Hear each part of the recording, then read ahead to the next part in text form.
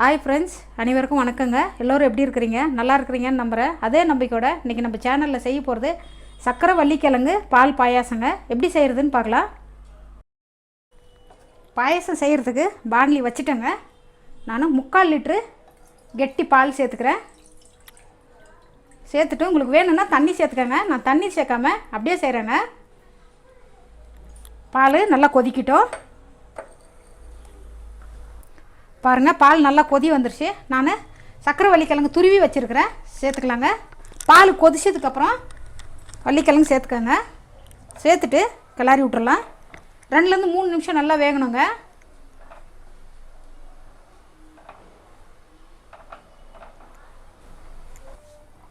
சக்கரை வள்ளிக்கிழங்கு 2 நிமிஷம் நல்லா வேக வச்சுருக்குறேங்க. பாலில் ஊற வச்ச ஜவ்வரிசி 1/4 கப்புங்க சேர்த்துக்கலாம்.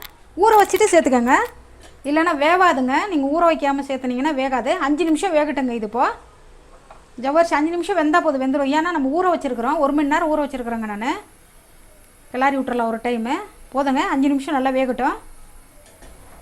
ஜவ்வரிசி சேர்த்து 5 நிமிஷம் நல்லா வேக வச்சுருக்குறோங்க.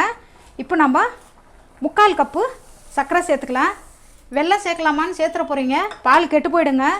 வெல்லம் சேர்த்துன உடனே சில வெல்லம் ரொம்ப சீக்கிரம் பாலை கெடுத்து விட்டுரும், திரிஞ்சு போயிடும், பாயசம் அப்புறம் போயிடுங்க. சேர்த்துட்டு சர்க்கரை கரையிற வரைக்கும் கொதிக்க வச்சுக்கலாங்க. சர்க்கரை நல்லா கரைஞ்சிடுச்சுங்க. பால் பவுடரு 1 டீஸ்பூன் சேர்த்துக்கிறேங்க. சேர்த்துன உடனே பால் பவுடர் கிளறிடணும், இல்லைன்னா கட்டி பிடிச்சிடுங்க. நல்லா மிக்ஸ் பண்ணவே கட்டியெல்லாம் கரைஞ்சிடும். பால் பவுடர் போட்டு நல்லா கிளறியாச்சுங்க. மில்க்மேடு ஒரு 1/4 கப்பு அளவுக்கு ஊற்றிக்கிறேங்க. இது டேஸ்ட்டுக்காக தான். பால் பவுடரும் மில்க்மேடும் டேஸ்ட்டு டிஃப்ரெண்ட்டாக இருக்கும், ரொம்ப நல்லா இருக்குங்க. அதுக்காக தான் 2 ஏலக்காய் தட்டி வச்சுருக்கிறேன், சேர்த்துக்கலாங்க. அது கூடவே முந்திரி பாதாம் கட் பண்ணி வச்சுது நெய்யிலையும் வறுத்து போடலாங்க. நான் அப்படியே போட்டிருக்கேன், ரொம்ப நல்லாயிருக்கும் டேஸ்ட்டு. அதனால் நான் அப்படியே கட் பண்ணி அப்படியே போட்டிருக்கேன். நீங்கள் எவ்வளோ வேணுனாலும் சேர்க்கலாம். இப்போ ஒரு 2 நிமிஷம் கொதிச்சா ஆகிடுங்க. கொதிக்க வச்சுக்கலாம்.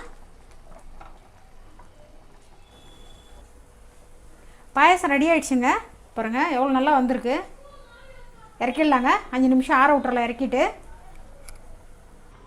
பாருங்கள், நம்மளோட சக்கரை வள்ளிக்கிழங்கு பாயசம் எவ்வளோ நல்லா வந்திருக்கு. டேஸ்ட் கூட அதே மாதிரி டிஃப்ரெண்ட்டாக இருக்குங்க. செஞ்சு சாப்பிட்டு பார்த்து கமெண்ட்டில் சொல்லுங்கள் எப்படி இருந்ததுன்னு. வேறு ஒரு வீடியோவோடு பார்க்கலாங்க. வணக்கங்க.